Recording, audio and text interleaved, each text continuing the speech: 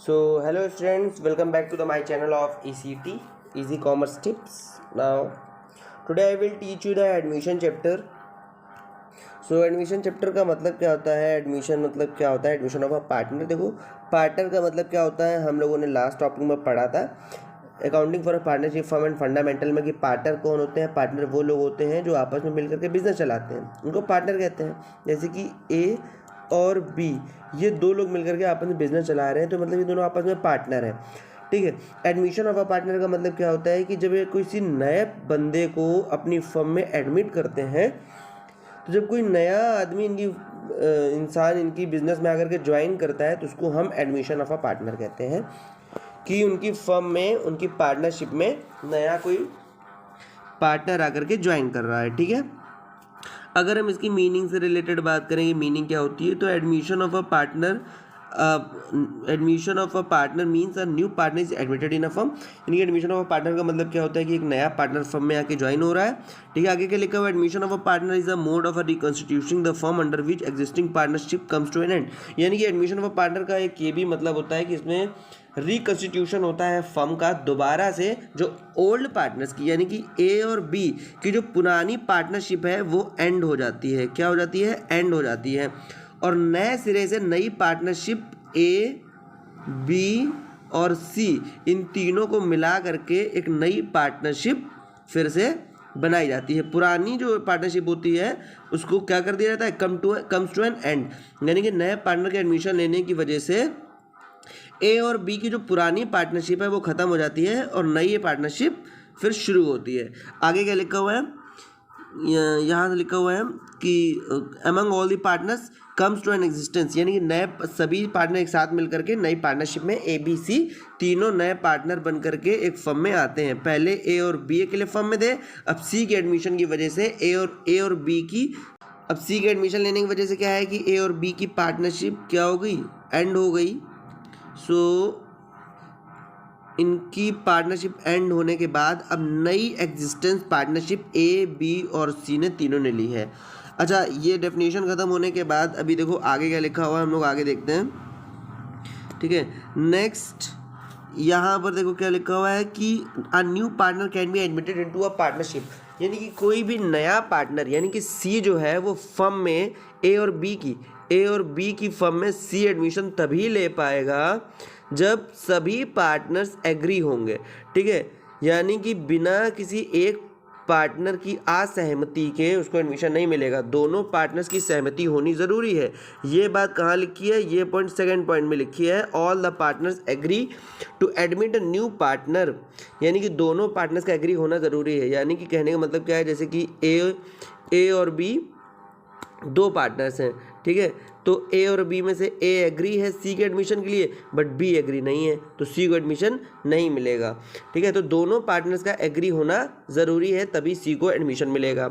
ठीक है। इसके ऊपर वाला पॉइंट जो नंबर 1 है, उसका मतलब क्या होता है कि it is an agreed to a partnership deed, या तो फिर उन ए और बी जो पुराने पार्टनर्स हैं उनकी ए और बी की पार्टनरशिप डीड में, यानी कि जो in the eyes of law ये जो अपने बिजनेस को रजिस्टर्ड कराते हैं, उस वक्त ही ए और बी ने ये लिखवा दिया था पार्टनरशिप डीड में कि हम सी का एडमिशन फ्यूचर में चल के लेंगे।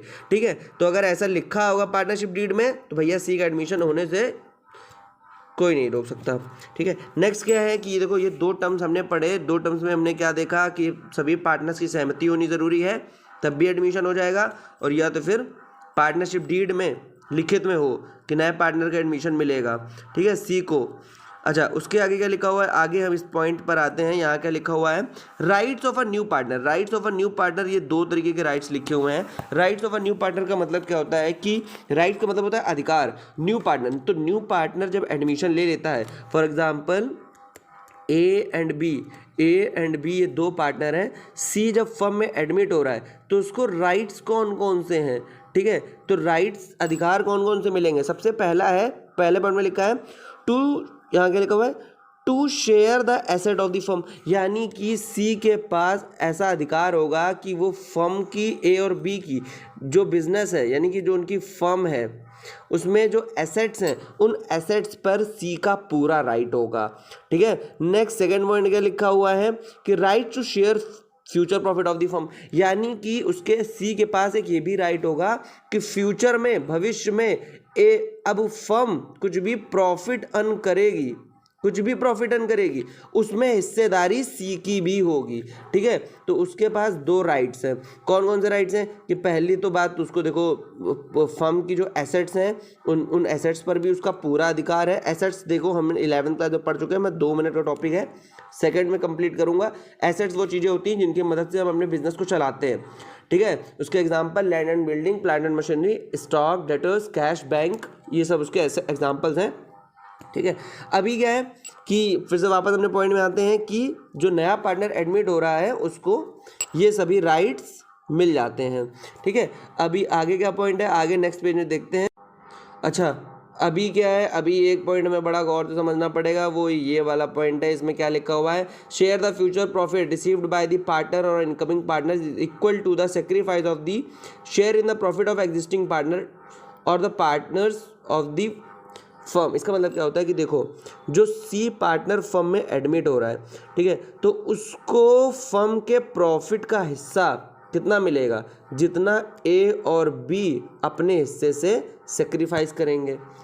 ए और बी अपने हिस्से से जितना इसको देंगे उतना ही हिस्सा इसको सी को फर्म का प्रॉफिट का मिलेगा। फॉर एग्जाम्पल, फर्म का प्रॉफिट ये है, ठीक है, इसका इतना हिस्सा ए लेता है, इतना हिस्सा बी लेता था। अब ये दोनों ने, ए और ए ने अपने हिस्से से इतना सेक्रीफाइस किया, बी ने अपने हिस्से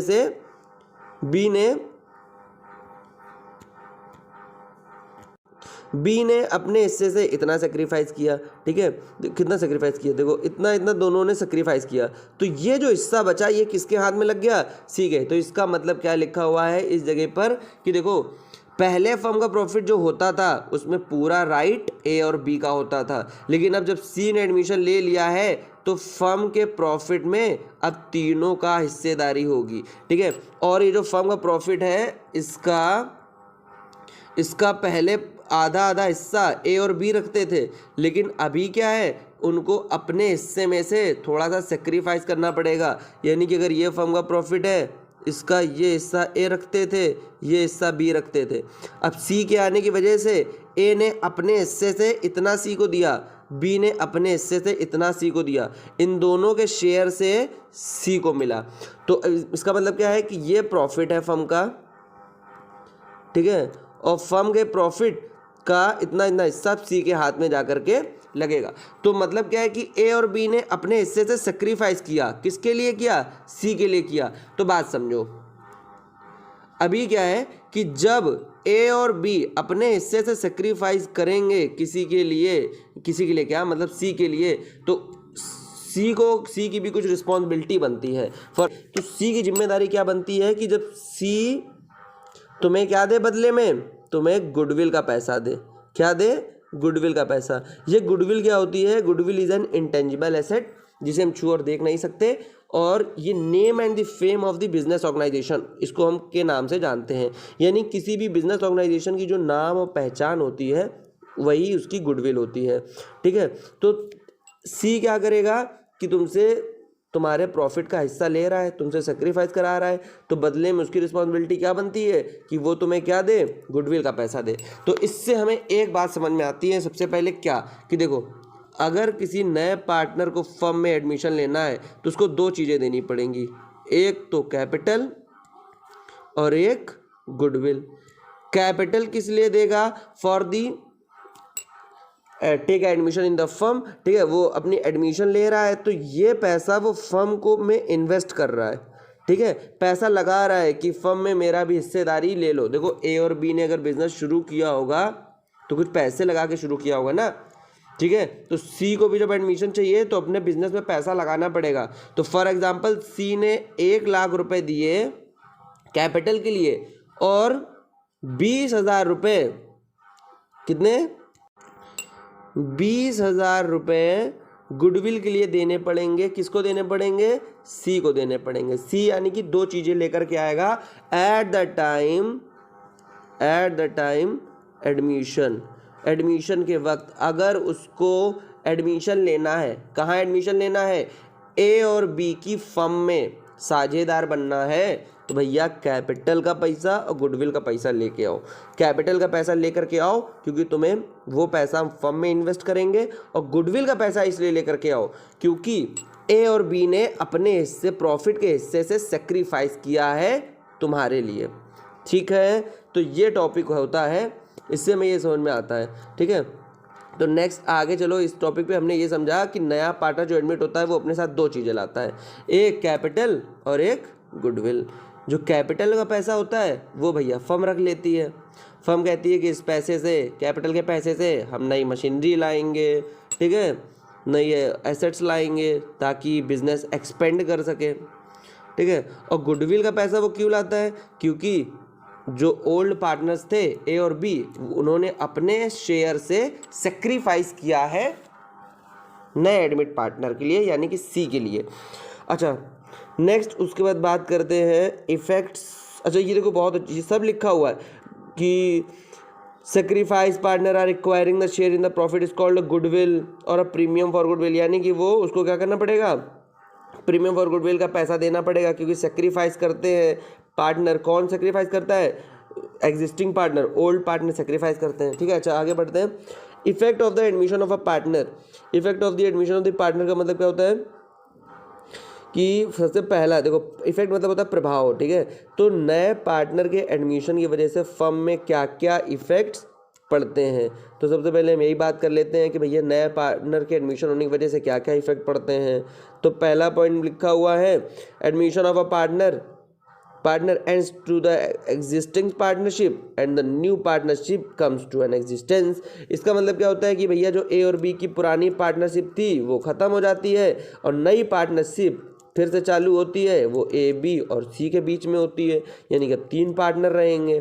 ठीक है, आगे सेकंड पॉइंट क्या कह रहा है? सेकंड पॉइंट कहता है, सेकंड पॉइंट में लिखा हुआ है यहाँ पे थोड़ा तो नीचे है कि न्यू और incoming partner gets share in the future profit of the firm, in effects the combined share of the old partner is reduce. यानी कि जो न्यू इनकमिंग पार्टनर है उसको क्या मिलेगा? उसको अपने हिस्से का प्रॉफिट मिलेगा। किससे मिलेगा? फर्म से मिलेगा। और उसको हिस्सा मिलने की वजह से सेक्रीफाइस किस किस को करना पड़ेगा? ए और बी को करना पड़ेगा अपने हिस्से में से। ठीक है, now the third point is new और incoming partner brings an agreed amount of capital. यानी कि जो नया पार्टनर एडमिट हो रहा है वो क्या करेगा? अमाउंट ऑफ गुडविल कैपिटल देगा, यानी कैपिटल का पैसा देगा जितना उसने एग्री करा है कि भैया मैं 1 लाख 2 लाख 3 लाख 4 लाख 5 लाख जितना भी पैसा मैं लगाना चाहता हूँ वो पैसा उसको लेके आना पड़ेगा। ठीक है, जैसे कि ए और बी पार्टनर थे, सी कह रहा है भैया मुझे अपने साथ एडमिशन में ले लो, मैं 5 लाख रुपए आपके बिजनेस में लगाना चाहता हूँ। 5 लाख रुपए तो बढ़िया नई मशीन लाएंगे, एसेट वगैरह लाएंगे और अब बढ़िया बिजनेस एक्सपेंड होगा आपका भी। ए और बी ने सोचा बात तो खैर सही है, इसकी कैपिटल के पैसे से 5 लाख से हम क्या करेंगे? नया बिजनेस अच्छी तरीके से एक्सपेंड कर पाएंगे अपना, इसका और ज़्यादा प्रॉफिट अर्न करेंगे, इसलिए उन्होंने भी मना नहीं करा। अच्छा चलो नेक्स्ट पॉइंट क्या है? फोर्थ पॉइंट में लिखा हुआ है न्यू और incoming partner acquires ownership rights of the asset and also become a liable for the liabilities of the business. यानी कि जो नया पार्टनर है सी, उसके पास पूरा राइट्स होगा, फर्म राइट है कि वो फर्म की एसेट्स पर उसका पूरा अधिकार है, और साथ में वो लायबल है, जिम्मेदार है for the liabilities of the business. यानी कि बिजनेस में किसी भी तरीके की अगर लाइबिलिटीज, कर्जदारी आती है तो फ्यूचर में चल करके, तो उसका भी उसे हिस्सेदार सी को बनना पड़ेगा। ऐसा नहीं है कि जो एसेट्स हैं उस पे के लिए अधिकार ले लो, प्रॉफिट पे अधिकार ले लो, सिर्फ ऐसा नहीं है सुख में के लिए चले हैं भैया, लाइबिलिटीज़ में भी तुम्हें साथ रहना पड़ेगा। ठीक है, सो ये होता है बात कि जब नया पार्टनर होगा उसको एसेट्स की हिस्सेदारी मिलेगी, साथ में लाइबिलिटीज़ की रिस्पॉन्सिबिलिटी भी पे करनी पड़ेगी। Now the next point is fourth point का लिखा हुआ है fifth point goodwill of the firm is valued is necessary adjustment is made. यानी कि देखो एक और इफेक्ट प्रभाव पड़ता है कि जब नया पार्टनर एडमिट होता है तो उसको अपने हिस्से की गुडविल लानी पड़ती है। ठीक है, इसको बहुत अच्छे से समझना। ठीक है, देखो ए और बी जैसे दो पार्टनर हैं, सी एडमिशन चाहता है। ठीक है, अगर सी एडमिशन चाहता है तो इसको दो चीज़ें लानी पड़ेंगी, कैपिटल और गुडविल, मैंने अभी बताया था। ठीक है, गुडविल का पैसा जो है वो कितने रुपए लाएगा? कैपिटल देखो अपनी मर्जी से वो लगा सकता है, लेकिन गुडविल का पैसा वो किसके हिसाब से लाता है पता है? ए और बी के हिसाब से लाता है, जितना ए और बी बताएंगे। अब ए और बी अंधी नहीं बता देते कि भैया 8-10 लाख 20 लाख 50 लाख 1 करोड़ तुम ले आना गुडविल के लिए, ऐसे नहीं देगा वो गुडविल। उसको बताना पड़ेगा, सी को बताना पड़ेगा कि तुम्हें गुडविल लानी कितने रुपए है। तो ये बताएंगे कैसे? ए और बी, ए और बी बताएंगे फर्म की।